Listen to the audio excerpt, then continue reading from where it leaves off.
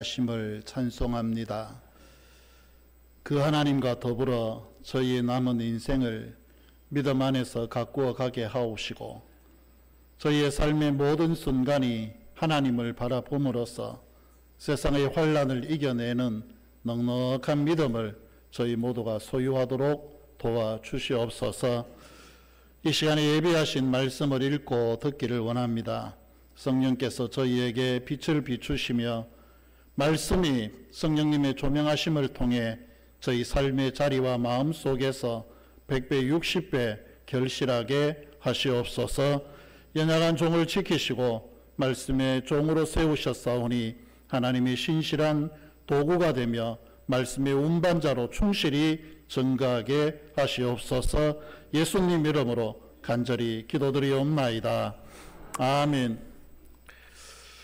오늘 주신 말씀 누가복음 11장 9절에서 13절까지의 말씀입니다.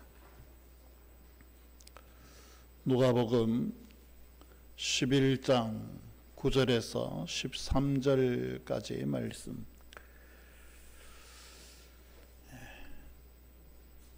하나님의 말씀을 제가 봉독합니다.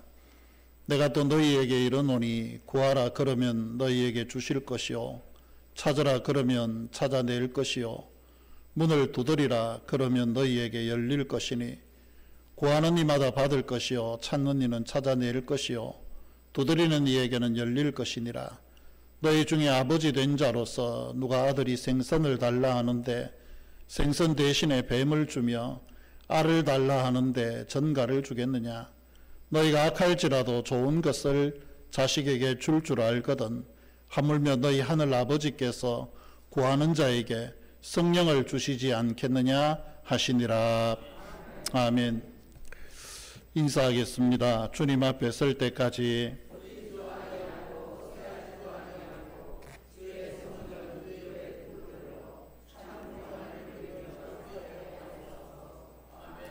우리의 유일한 구원자는 예수 그리스도이심을 믿으십니까? 오늘 우리가 죽어도 하나님의 나라에 가게 될 것을 확신하십니까? 믿음의 고백대로 우리 안에 이루어지기를 축복합니다. 한 주간 잘 지내셨습니까? 비가 와가지고 이게 보통 문제가 아니었죠. 그래도 우리 지역에 내리는 비는 참 양반 비 같다. 그럼 저쪽에 건너편 충청도 또 호남지방 그리고 경남 서부 지역의 비는 제가 보니까 이게 참 죄송합니다. 표현이 쌍놈비 같다.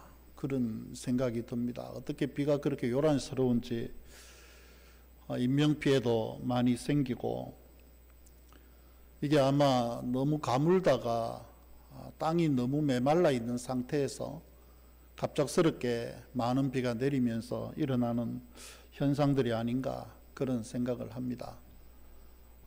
음매음매 거리는 소가 떠내려가는 것, 죽어가는 것도 참 안타깝고 닭들도 수만 마리가 폐사하는 것 보니까 그것도 무척 안타깝습니다. 또 사람이 10여 명 가까이 그렇게 죽었다는 것.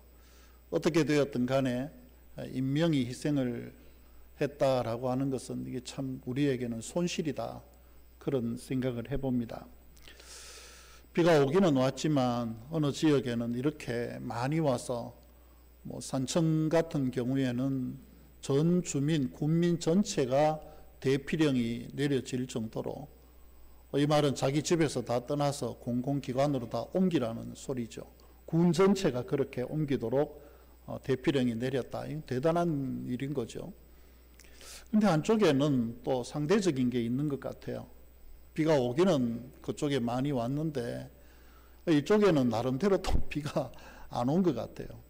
특히 강릉 지역 같은 경우에는 오봉저수지라고 하는 곳이 있습니다. 성산면에서 정선 임계 쪽으로 넘어가는 길에 보면 오봉저수지가 있는데 이 강릉 사람들의 식수원입니다. 근데 이게 지금 이번 비가 그렇게 왔다 싶어도 30% 정도밖에 저수지가 채워지지 않았어요. 우선이야 뭐 제한급수가 풀릴 수도 있겠지만 시간이 가면 금방 또 다시 제한급수가 되지 않을까 또 염려되는 부분들이 있습니다. 날씨도 이렇게 참 고약한데 정치도 참 머리 아프죠. 정치하니까 지금 주무실라 가던 분들이 눈이 번쩍 떨어지는 그런 기적을 불러내는 정치 이야기들. 청문회를 보면서 고혈압 환자들은 절대로 보면 안 되겠다. 혈압이 자꾸 올라가서 끝까지 올라가는 수가 생기겠다. 근데 이것도 또 상대적입니다, 여러분. 저혈압이 있는 분들은 청문회를 꼭 지켜보시기를 바랍니다. 그러면 혈압이 정상으로 돌아가리라 그런 생각을 합니다. 여러모로 참 어렵습니다. 경제적으로도 그렇고 미국과의 이 관세 협상도 아직까지 첩첩산중이기도 하고 헤쳐나가야 될 일들은 많은데 이 정치가 국민을 참 편안하게 해줘야 되는 건데 너무 불안하게 만들고 저는 이번에 이 정치를 보면서 우리는 참 선한 사람이다 그런 생각을 자꾸 했습니다. 하나님께서 우리에게 뭘 책망하시겠는가? 우린 참회 기도를 안 해도 되는 것 아닌가? 그런 생각을 했습니다. 이 정치하시는 분들이 뭐 음주운전은 이제 기본입니다.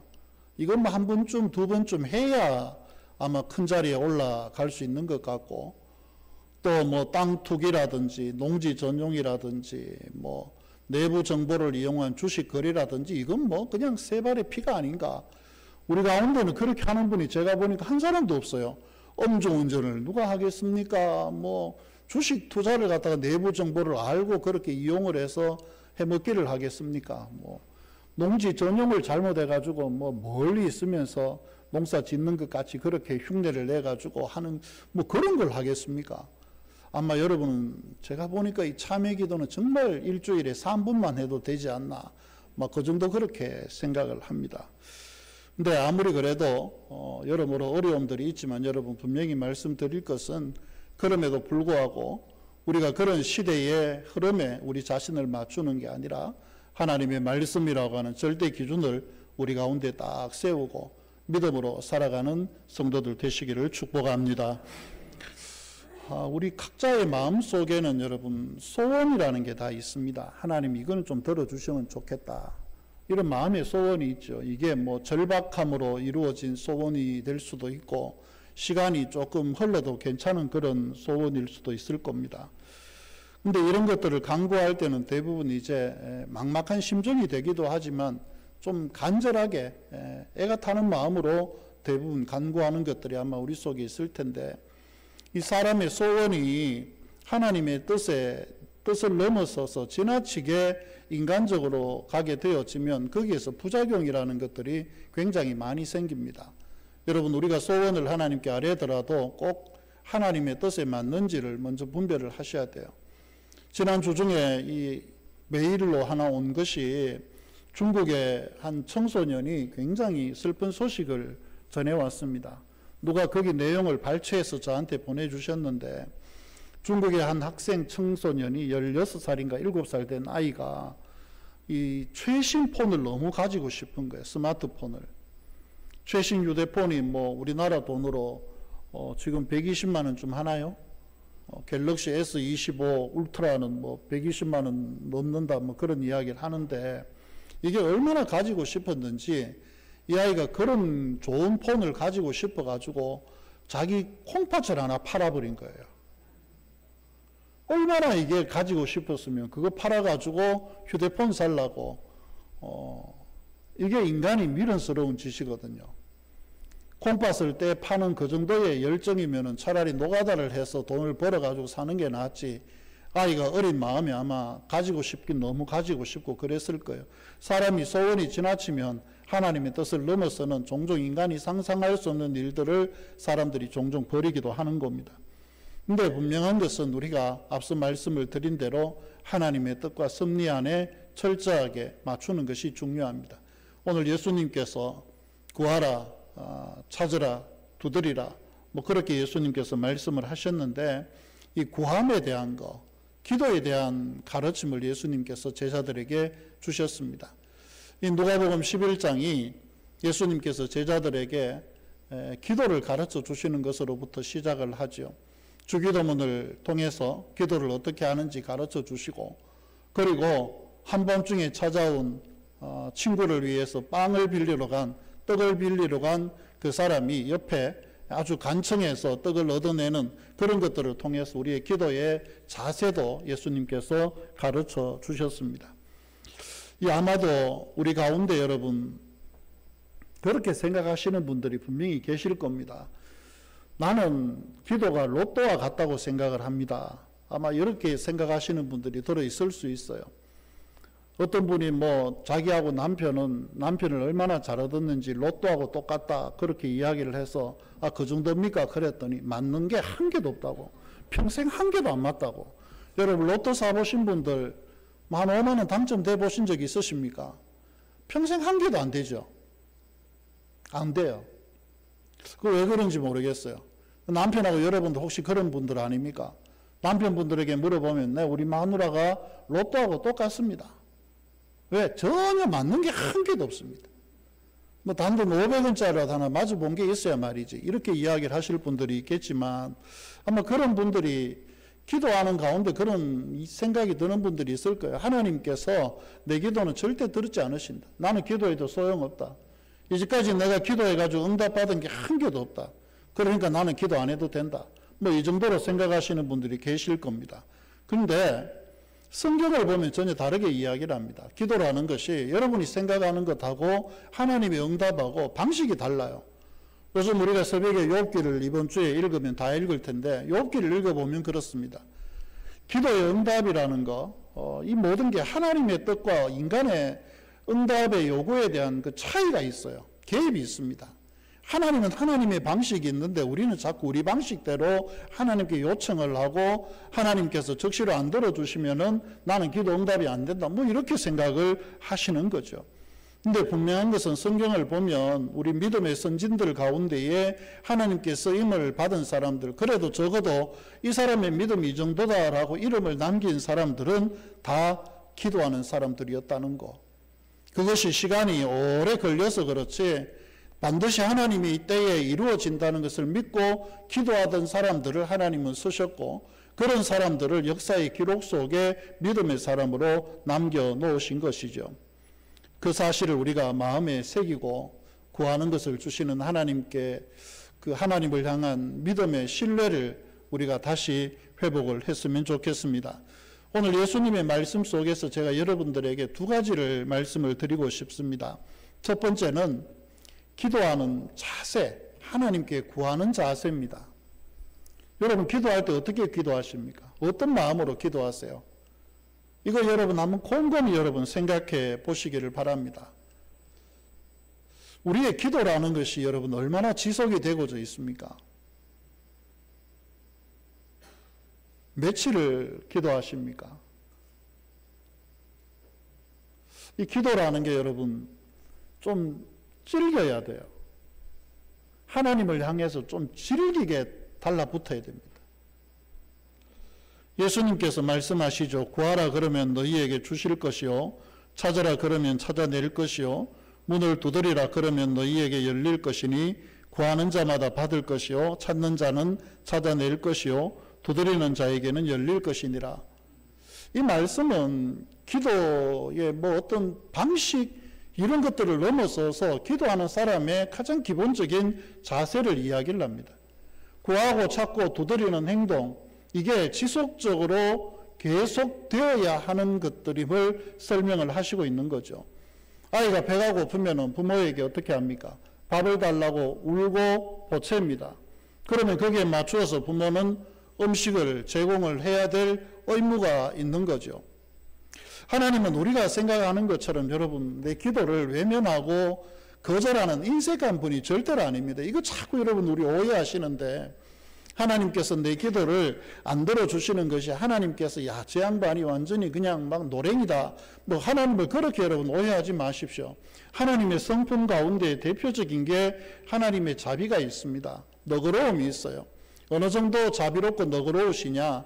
우리를 위해서 독생자 예수님 아들을 보내주셔서 그로 하여금 죽게 하실 만큼 하나님의 성품은 너그럽고 자비로운 면들이 있습니다.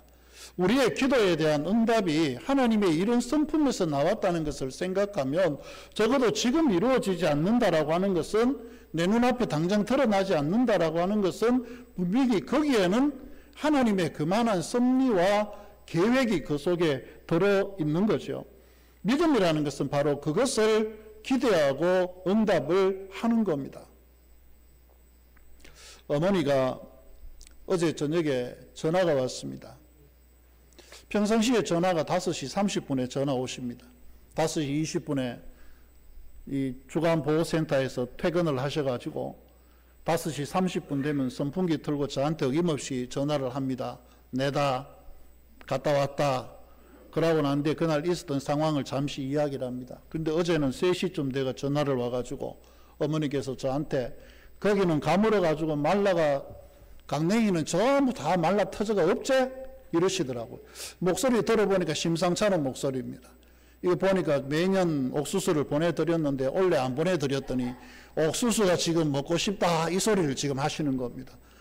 그래서 얼마나 보낼까요? 그러니까 한 박스 보내라 이러시더라고. 혼자 계시는 할머니가 뭘 얼마나 좋아하시려고 한 박스를 보내라 하시나.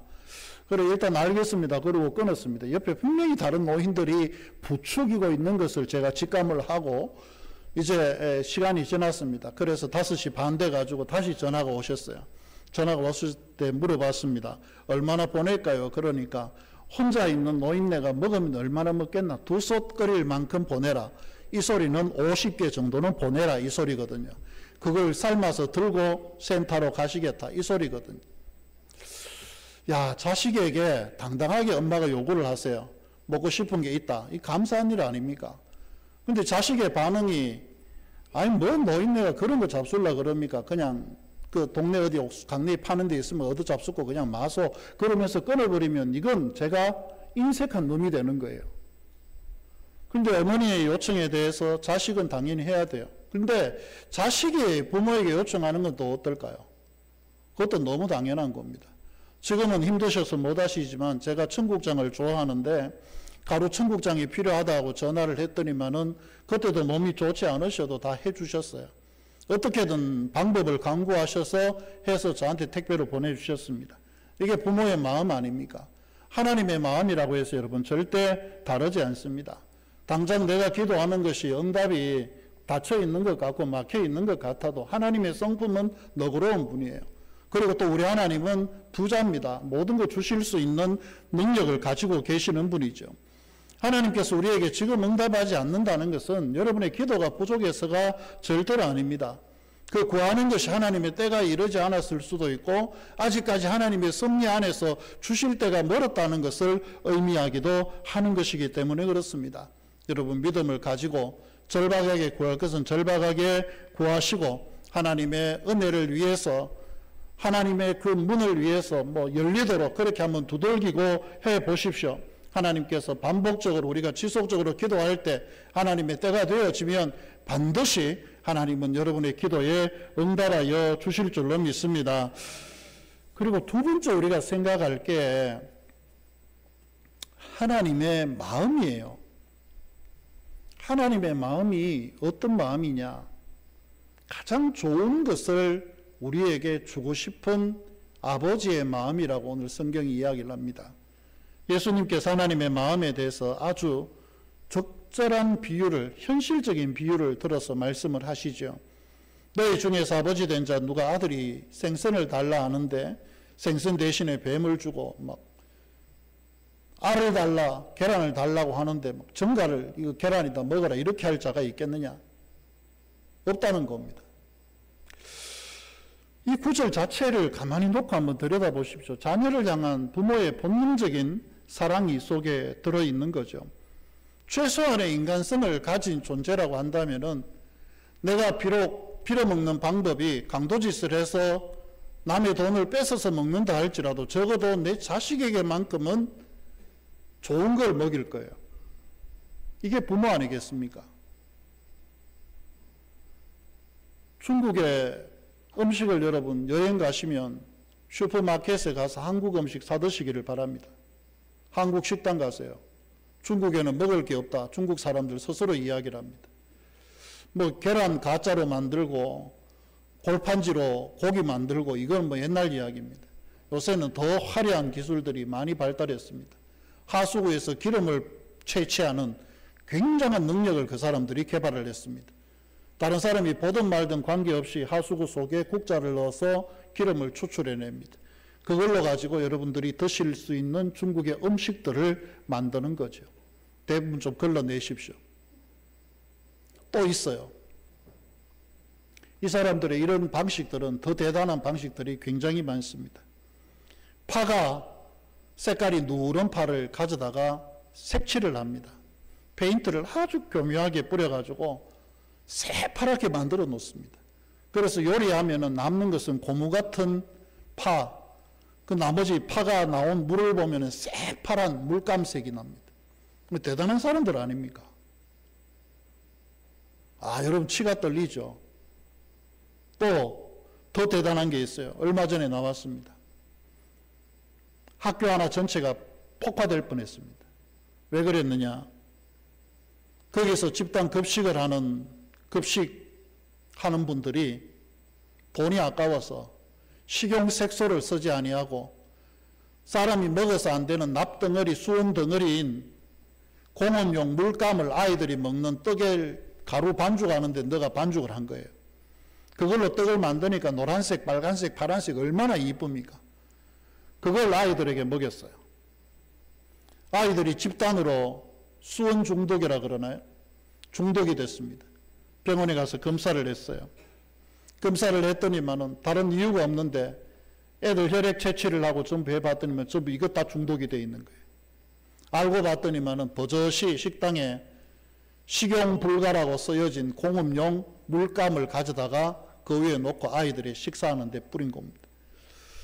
대단한 거죠. 근데 재밌는 게 있어요.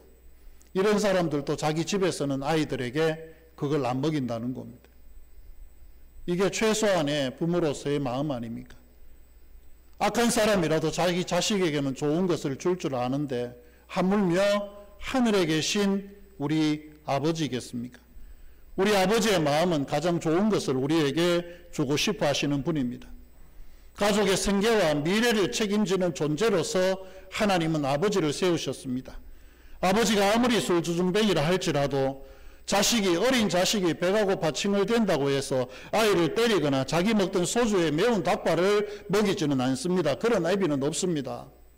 그렇게 만약에 먹인다 그러면 그건 정신이 이상한 짐승 같은 존재죠. 하물며 하늘에 계신 우리 아버지는 어떻겠습니까? 적어도 땅에 있는 우리보다 더 위대하시고 더 많은 것을 가지시고 마음의 품성이 사랑이시고 자비가 충만한 그런 분인데 하나님께서 그분이 우리에게 더 좋은 것을 주기를 원하신다라고 하는 겁니다. 하나님께서 우리에게 주기를 좋아하시는 것들이 어떤 것들이 있을까요? 여러분이 구하는 것들 대부분 좋은 것들입니다. 여러분 적절한 물질을 구하지 않습니까? 물질이 있어야 됩니다. 여러분 구하십시오. 그것도 간절하게 구하셔야 돼요. 특히 그리스도인들은 여러분 가급적 부자가 돼야 됩니다. 좀 얻어먹는 것에서 벗어나야 돼요. 죽어 살 수 있도록 노력을 하셔야 됩니다. 교회들마다 목회자들 가끔씩 모이면 제가 그렇게 이야기를 드립니다. 가급적 우리 빚지지는 말자. 그리고 이왕이면은 한 구자씩이라도 교회가 선교하면서 살자. 왜냐하면 교회가 얻어먹는다는 인식이 남들에게 보조받는다는 인식이 성도들에게 심어지면 그때부터 성도들은 노력할 필요가 없습니다. 때가 되면 다 누군가가 도와주겠지. 완전히 이런 의식에 사로잡히기 때문에 그렇습니다. 우린 주면서 살아야 돼요. 그래서 물질이 필요합니다. 교회도 여러분들의 헌금이 필요하고요. 그뿐만이 아닙니다. 여러분들에게 건강도 필요해요. 건강도 여러분 관리 잘 하시고 하나님께 건강 주시기를 기도하십시오. 제가 넘어져 보니까 알겠더라고요. 건강이 얼마나 소중한 가치인지. 여러분 건강하셔야 됩니다. 그리고 명예도 있어야 돼요. 그리스도인들은 명예도 높아야 됩니다. 그리스도인들일수록 높은 자리에 올라가야 돼요. 다만 정직하고 공의로운 높은 자리에 여러분 올라가도록 노력하십시오. 세상이 말하는 성공적인 가치관들 여러분 가지셔야 돼요. 이건 좋은 것들입니다. 절대 나쁜 게 아니에요. 근데 이 좋은 것들 가운데서 더 좋은 게 있습니다. 가장 좋은 게 있어요. 오늘 그 가장 좋은 것을 성경은 뭐라고 이야기를 합니까? 누가복음 11장 13절, 오늘 읽은 본문의 마지막 절 한번 읽어보겠습니다. 너희가 악할지라도 좋은 것을 자식에게 줄 줄 알거든 하물며 너희 하늘 아버지께서 구하는 자에게 성령을 주시지 않겠느냐 하시니라. 그동안 구하라, 찾으라, 두드리라 예수님께서 그렇게 이야기를 하셨습니다. 그리고 그 구하는 것에 좋은 것을 넘어서서 가장 좋은 최종적인 것으로 너희 하늘 아버지께서 구하는 자에게 성령을 주시지 않겠느냐 이렇게 말씀하십니다. 우리가 구해야 할 가장 좋은 것이 성령이라고 말씀을 하세요. 왜 성령을 우리가 구해야 됩니까? 성령을 구하라는 것을 여러분 뭐 특별한 능력을 얻는다, 내가 무슨 뭐 손을 얹은 병이 낫는 그런 은사를 얻는다 이렇게 생각을 하시면 안 됩니다. 성령이 어떤 분입니까? 삼위일체 하나님 가운데 제3위이신 하나님과 본체십니다. 하나님의 본질이에요. 성령을 구하라는 것은 결국 하나님을 구하라는 겁니다.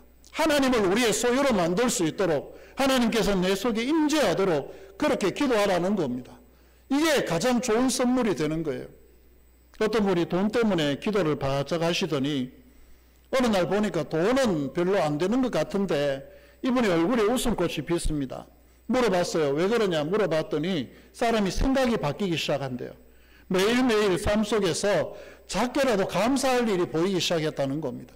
전에는 돈 때문에 늘 얼굴에 이 주름 이마 여기에 이 왕자를 새겨가지고 인상을 찡그리느라고 아예 그냥 왕자가 새겨져 있을 정도로 그렇게 살던 분이 갑자기 바뀌었어요. 왜 바뀌었을까? 어느 날부터 성령께서 이 사람의 마음속에 눈 속에 작게라도 감사할 일을 보기 시작을 한 겁니다. 그뿐만이 아니라 상황은 바뀌지 않았는데 하나님이 지혜와 분별력을 주시고 마음을 바꾸시니까 내 삶 속에서 웃음이 피어나기 시작을 하는 겁니다. 성령의 역사가 바로 이런 것들이죠. 여러분 그 어떤 것보다 성령을 구하십시오. 성령을 구하는 것은 결국 하나님의 능력을 내 속에 가지는 것이고 하나님을 내가 소유하는 것입니다. 이게 임마누엘 아닙니까? 예수님께서 우리 가운데 오실 때 뭐라고 이야기를 하셨습니까? 내가 밖에서 문을 두드리는데 너희들이 문을 열면 내가 그 사람 속에 들어가서 그는 나로 더불어 먹고 마시고 나는 그로 더불어 먹으리라라고 예수님께서 그렇게 말씀을 하셨습니다. 우리가 성령을 구한다는 것은 하나님의 자녀로 영원히 힘있게 살아간다는 것을 의미를 해요.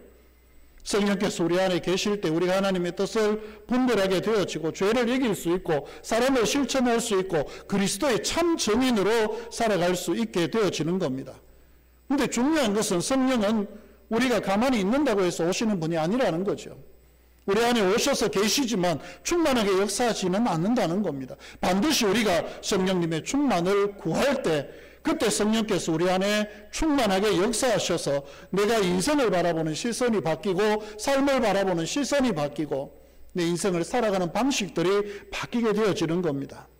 이게 부모보다 더 좋은 것을 주시는 하나님, 그 하나님을 기도를 통해서 구하시고 그 구함을 통해서 여러분의 하나님으로 소유하는 은혜가 있기를 축복합니다. 여러분 육신에 필요한 것 충분히 하나님께 간구하십시오. 여러분이 잘 되는 게 누가 잘 되는 겁니까? 제가 잘 되는 겁니다. 이게 농담이 아니라 진짜입니다. 여러분이 부자가 돼야 저도 같이 부자가 되는 것 같은 기분을 느낍니다. 여러분 주머니에 든 게 많아야 뭐 저한테 돼지고기라도 사주시겠죠. 그죠? 팥빙수라도 하나 사주시지 않겠습니까? 여러분 주머니에 든 게 없으면 그게 힘들어요. 부자가 돼야 됩니다. 부자가 되셔서 헌금도 많이 하십시오. 그래야 교회가 더 많은 일들을 할 수 있습니다. 우리 교회 수준으로는 주보를 보시면 아시지만 20곳에 매달 돈을 보냅니다. 우리가 거래하는 우체국에서 직원이 그 이야기를 하더라고요. 촌교회 교인이 얼마나 모이시는데 이렇게 하시냐고. 주일 낮에 한 7, 80명 모여 예배한다 그러니까 그런데 여기에다가 이렇게 돈을 많이 보내느냐 이 이야기를 하시더라고요. 근데 여러분 우리 수준을 넘어서는 거예요. 근데 이렇다고 해서 우리가 한 번도 빵꾸 난 적은 없어요. 여러분 더 많이 하시면 더 많이 할 수 있습니다. 여러분 부자가 돼야 돼요. 명예도 높아져야 됩니다. 이런 것들 충분히 좋은 것들입니다. 하나님께 구하십시오. 구하는 여러분에게 하나님께서 허락하여 주실 것입니다. 그것뿐만이 아닙니다. 가장 좋은 것도 반드시 구하십시오. 그건 절박한 마음으로 구해야 돼요. 성령께서 우리 안에 충만하게 임재하시도록 간절히 간구하십시오. 절박한 심정으로 간구하십시오. 그러면 삶의 태도가 바뀝니다. 영적인 시선이 바뀌게 되었죠. 내가 하나님의 도구가 되어지고 하나님의 거룩한 일을 아름답게 쓰여지는 은혜가 반드시 오게 되어질 것입니다. 구하는 것을 주시는 하나님, 구하지 않으면 적절하게 밖에 없어요. 그러나 구하게 되어지면 넘치게 분명히 주실 줄로 믿습니다. 우리의 모든 필요를 채워주시는 선하신 하나님을 온전히 신뢰하시고 하나님께 구하십시오. 좋은 것도 주시고 가장 좋은 성령님도 우리 안에 임재하여 충만하게 역사하여 주실 것입니다. 우리의 간구에 가장 좋은 것으로 응답하시는 그 하나님, 우리의 삶을 통해서 그 하나님의 이름을 높여드리는 거룩한 백성으로, 복받는 백성으로 살아가시기를 축복합니다. 기도하겠습니다. 하나님 아버지, 구하는 것을 주시는 하나님을 고백하며 찬송합니다. 저희 삶에 필요한 것들 지금까지 채워주셨지만 이 위에 더 많은 것들을 저희에게 베풀어 주시고 선한 일을 위해서 이것들 사용하게 하시며 특별히 성령님 가장 좋은 그 능력을 저희가 소유할 수 있도록 성령님을 간구하는 저희로 살게 하시옵소서.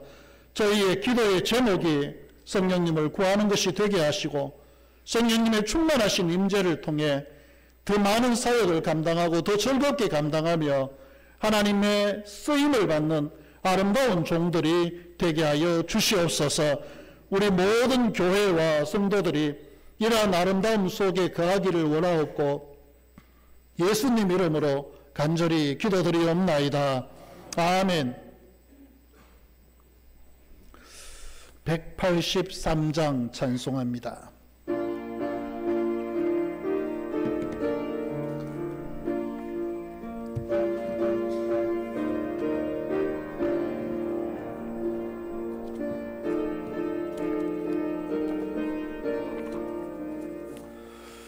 빈들의 마른 불같이 시들은 나의 영혼 주님이 약속한 성령 간절히 기다 가물함의 마른 땅에 단비를 내리시다 성령의 담배를 부어 새 생명 주옵소서. 반가운 빗소리 들려 산천이 춤을 추네 봄비로 내리는 성령 내게도 주옵소서.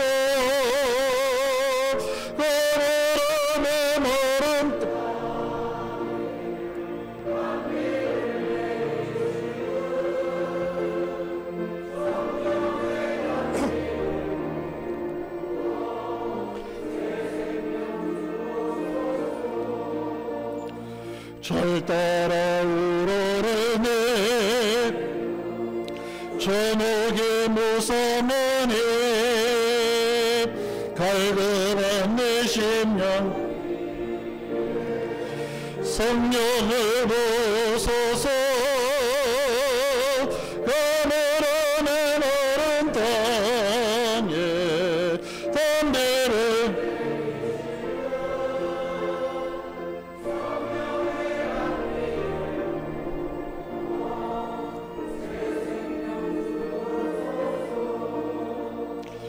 참되신 사랑의 언약 어길 수 있사오랴 오늘의 업적한 은혜 주신